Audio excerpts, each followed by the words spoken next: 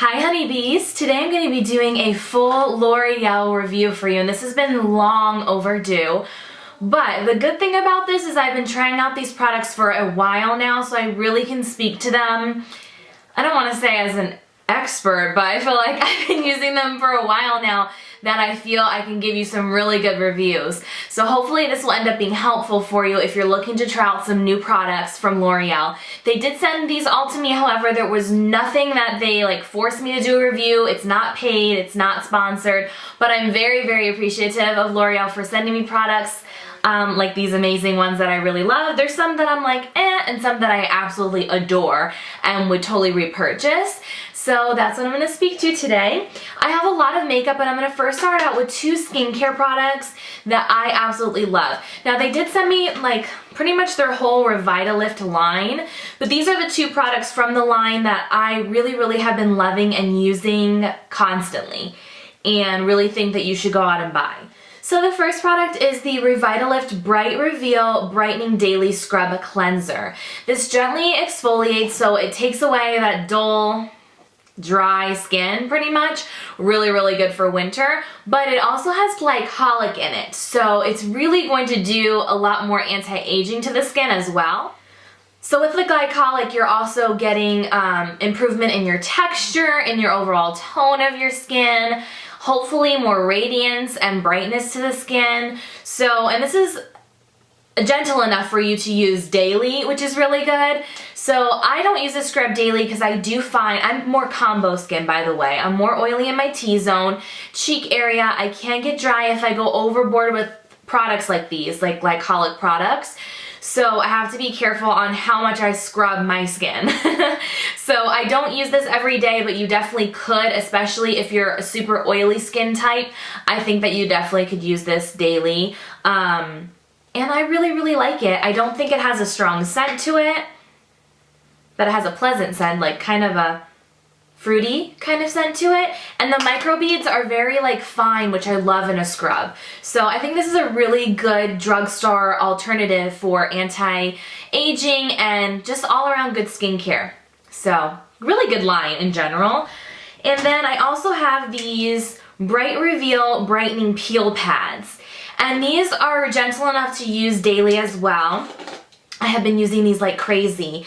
They are already pre-soaked with the product, and they're one side is textured, one side is smooth, and they're just these little pads. They remind me a lot of high-end brands at Sephora that I've tried like this, like the Peter Thomas Roth, the Dr. Dennis Gross pads, very similar concept. These also have glycolic in them, I believe. You don't want to use these around your eyes, by the way. I want to be clear with that. You do want to use these at night because you will be sensitive to the sun. You want to make sure to use an SPF. Anytime you use glycolic, you want to make sure to do that. By the way, I should have mentioned that with the scrub. I use this at night.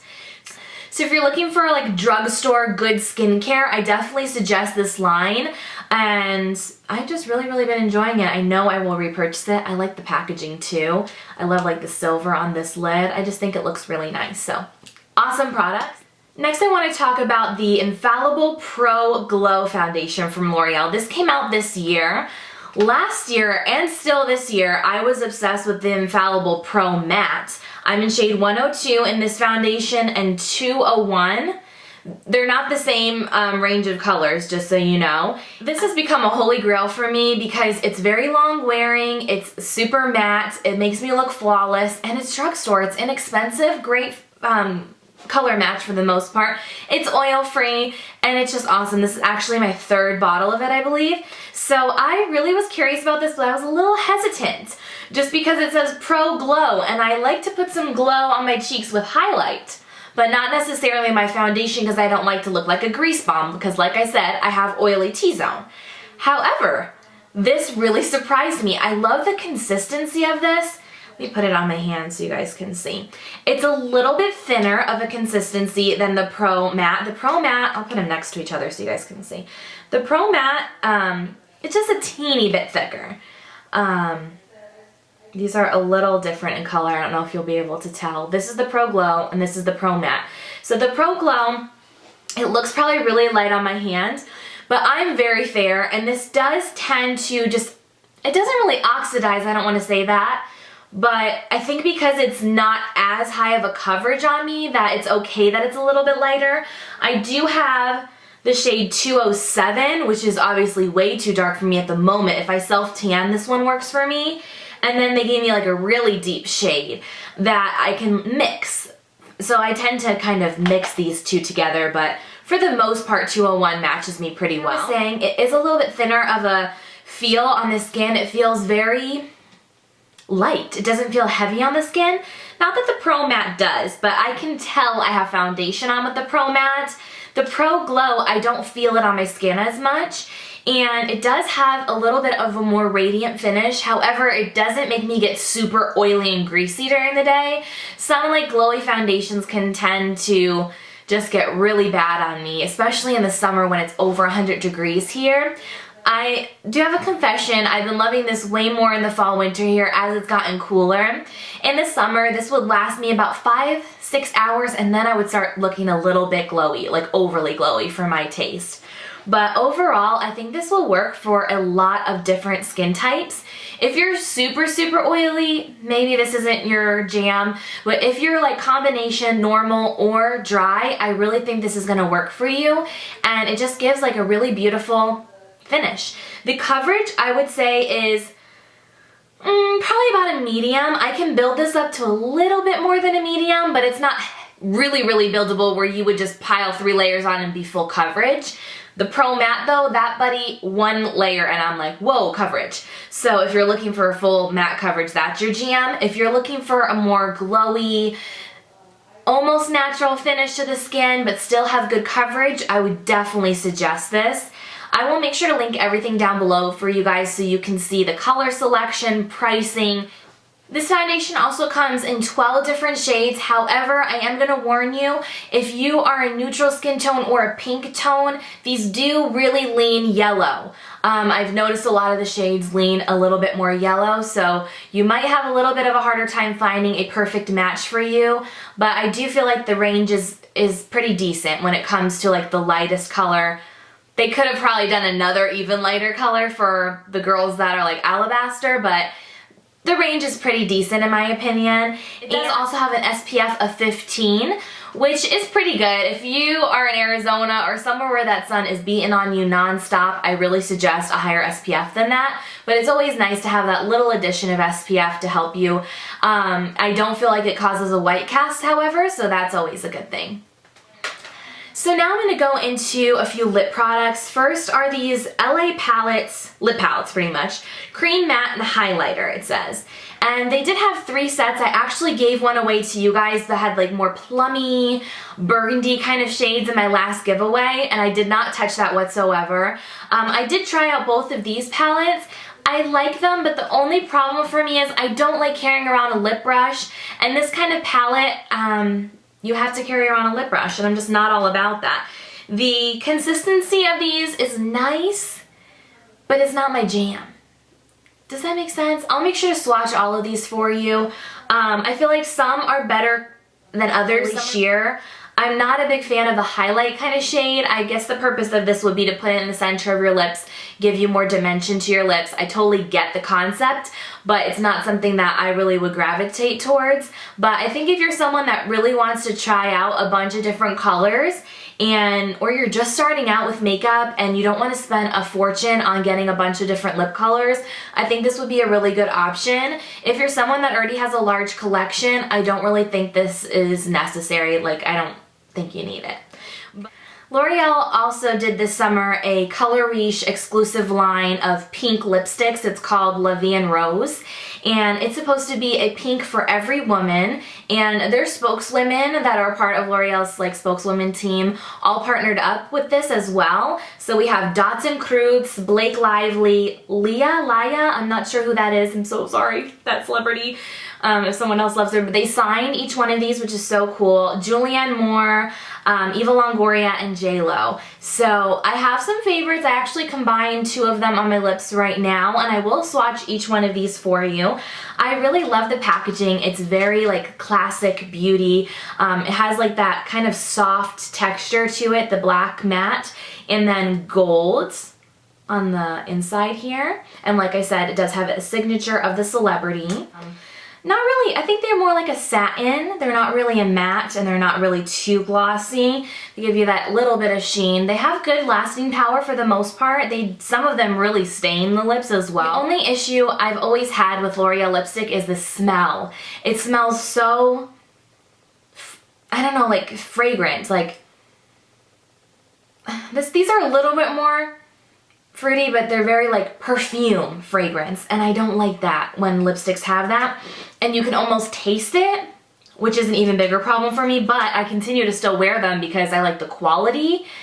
I just wish they would change the smell. I don't know why they keep the fragrance. I'm sure they feel like it's the classic L'Oreal lipstick. They don't want to change that, but I really wish they would, because I know so many more people would wear them and appreciate them if the fragrance wasn't there, or if it was like a vanilla cupcake scent or something. So the formula of these are really nice. They're very creamy, they go on easy, they have a really nice pointed part of the lip, so it gets right in there. More buildable of a color for most of these. I do feel like you can wear them a little bit more sheer or very deep and pigmented. I have a combination of two on my lips right now. Two of my favorites are Jennifer's Pink, which is JLo's, and it seems really deep in the tube, but this is it built up. It's more of like a brighter purpley pink. It's really, really pretty. And then the other one I've worn quite a bit. That's not the right one. I think it's this one. Yeah, Laya's Pink. I really hope I'm saying her name right. I should have looked it up, but they look so similar, but they go really well together on the lips. This one has a little bit more coral in it. I'm not sure if it's picking up on camera, but I'll make sure to do closer up swatches for you as well. I do really enjoy the collection, but like I said, there are a few things like the scent that I'm not too big of a fan of, but I love the look of this collection and I love the shades and how they wear. So this first one here is Laya's Pink. We have JLo's Pink, Julianne's Pink, which is the lightest pink of the bunch, Eva's Pink. And I like this one a lot too because it's more of like a neutral pink. Blake's Pink. And Dotson's Pink. Okay, I also have a bunch of these shadows to share with you guys. I'm going to swatch each one of them as well for you. And I've been trying them for quite a while now. I do have them on my lids today. And some I love, some I don't. So I'll speak to the ones I like more. So each one of these comes with 4 different shades. Now each palette doesn't have the same amount of like mattes, sheens, and sheers are the 3 formulas in this. But I do feel like they work really, really well together. Like the color combinations, they really were thoughtful about that. And I do really appreciate that. There's like a base, a lid, highlight, and liner in each one is pretty much the concept here. I messed around with all these palettes and kind of mixed them together even. There's like a few that I haven't really used them that much because I just don't gravitate towards blues, but I'll share that with you in a moment. Formulation, pretty good, like all around. Soft, really soft to the touch. Some are a little bit more powdery than others. Some are a little bit more sheer, but they say that they meant to do that. I'm not sure why you would want a really sheer wash of color, like that does nothing for you when you put that on your lids. But there's definitely ones that have a nice pigment. I'll tell you which ones more than others, but as you can see, some of them are a little patchy and a little bit sheer, so not all are worth your while. And if you're looking for a palette that's going to have everything you need, might not be your perfect match, but there are some that I really, really thought were a great quality. It's kind of weird because I don't feel like I can say that they're all equal. Like I can't tell you that you need to go out and buy any one of these palettes because some are better than others. So the ones that I want to share with you that I feel are really beautiful shades and really wearable as well is this palette here. It's called Boudoir Charm number 106. And this one has some really great neutrals. They are mostly all shimmers and sheens, and it even has a really beautiful highlight shade, which I appreciate because not all of these really have a highlight. And even this brown, look at that pigment. This is what I'm talking about. Like this has amazing pigment. And look at this gold. This is another one of my really favorites. I'm gonna do better swatches for you in a moment, but look at that. insane. So this one I definitely suggest. I really like this one. Unfortunately, the deep brown in it's shattered, so I won't be able to swatch that for you. This has like more pink colors, and this pink I have all over my lid today. It's really, really pretty, and it does have decent payoff. So I will make sure to swatch these up close for you guys. Like I said, I can't treat all of these equal and say that I would feel good about recommending any of them, but I will make sure to mention when I'm doing the swatches which ones I really love and would suggest to you. So this first palette, like I mentioned before, unfortunately the dark brown shade did shatter on me, but this is swatched right here for you. And this first light shade is very powdery. However, the other two shades I do really enjoy. This is called 102 Avenue des Roses. And then this one is my favorite. As you can see, all the shades are so pigmented and beautiful. All four are swatched right here. This one is called Boudoir Charm. Yeah, Boudoir Charm 106. This next one is called French Biscuit. This one's very pretty too. However, this blackish gray color is very disappointing. It's very sheer. You have to build it up quite a bit. There are two mattes in this and two like shimmers. This one's a little bit more satin shimmer and this one's like really pure shimmer. And here they are swatched. This one is pretty fair, so hopefully you'll be able to pick that up. These are the two mattes and these are the two more satin shimmers. Next we have Haute Hazel. And there are two blues, like more warm tone caramely shade and then a green mauve shade. The darker blue here, very disappointing, very patchy, doesn't have as great a pigment. All the other shadows do have some decent pigment. I haven't really used this blue on my eyes, not my kind of cup of tea. Next we have Silver Couture. And in this one you have two shimmers again, and well, this one's a satin and this is a matte. So this one, I really love the lighter silver color. The other three disappoint me, sadly. This matte is super, as you can probably even see from the swatch, it's patchy, it's a little bit chalky. Same with this color right here. It doesn't blend very well and it's super powdery. This one you can work with, but it takes a little bit more effort. So really this is the only shade from this palette that I really enjoyed. Next is Avant Garde Azure. These are all blues. We have two shimmers, two mattes in this one. And here are the swatches. They are very bright, vibrant blues, minus this one, obviously that has more navy. All of these had to be built up for swatches. I have not used these on my eyes because I just don't use blue shadows, but I think if you're willing to build them up, I feel like blue shadows are always hard to create for brands. I don't know if they're going to blend very well, but I just know from doing swatches I did have to build them up quite a bit. Next we have Violet Amour, and the shades look so pretty, but unfortunately this would be my least favorite because of the shadow quality in this. So we have a shimmer, we have more of a satin, and a matte. And even from the swatches you can see, this one is the best of the bunch. The rest are extremely sheer or patchy and don't blend. It's really unfortunate because they look so pretty in the pan, but the lighter of the shades is the only one that I would use again. Okay, just a few more products. First is this mascara. I do have it on today. It's called the Voluminous Feline. I love the packaging. It has like kind of cheetah print on the top here, really fun green and gold.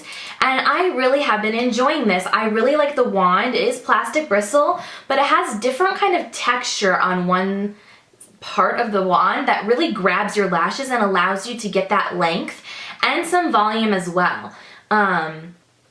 L'Oreal mascara usually does me good though. I don't usually have an issue with them, with L'Oreal mascara weighing my lashes down hardcore. I feel like this doesn't do that to me, and it is not a super wet formula. I feel like it's kind of in the in-between. It's not super dry, it's not really wet, and that usually works for my lashes really well. So I do recommend this mascara. I just have it in the deep black color. I'll make sure to link it down below. Blackest Black. And then I have two different liners. One I like more than the other. So the first one is the Voluminous Liner Noir. I love this one. It's more of like a felt tip. Really nice and deep black. I feel like it lasted well on me, and it really allowed me to get into my inner corner and make a nice thin line, because I don't like my liner to be too thick unless I'm doing fake lashes sometimes, or if I'm doing a dramatic look. But I really like a liner that gives me that nice thin natural black line. Can liner really be natural? I don't know, but you get my point. I love the feel of this one too. It almost feels like a paintbrush. It just fits in your hand really, really nicely. This one, it's okay. It's not my favorite. It's called the Infallible Sculpt Liquid Eyeliner, and I do have it in Black Noir. It's very different. It has a little ball tip, and as you can see, it's a bit thicker. I will make sure to get close up. It's actually deeper of a like nice black liner though. This one's deep, but not as deep as like my Stila or my Kat Von D. This one is deep black. So when I want a little bit thicker of a liner, I will gravitate towards this. I just don't get the concept of the ball tip. It just doesn't work for me as well as a like thin pointed brush does. So I think the quality of the liner itself, like the liquid part of the liner, like it's nice and deep black. It lasts pretty well for me, but the applicator itself is not something that I would gravitate towards. So I do like this one a bit better. And last but not least is a lash primer, and this is the Voluminous Base. Really great. It is a white primer, so you do have to make sure to get that all covered. I usually wear black primers if I'm gonna wear a lash primer. I have to be honest, I don't use lash primers very often. It's just an extra step that I don't need half the time. But I do feel like it does help to condition your lashes and give you a great base for applying your mascara. So if primer, like lash primer, is something you use daily, I don't think you would be disappointed with this one. I did really like it. So I hope that these mini reviews were helpful for you guys and that the swatches were helpful. And if you want me to do more drugstore reviews, please give this a thumbs up and let me know down below. If you're new to my channel, hi, thank you so much for watching. Please stick around and subscribe. And I'm also doing Vlogmas this month. So if you like watching vlogs, I'm posting every single day, and I will have that link down below as well. So again, I hope you enjoyed this, and I will see you again real soon. Bye.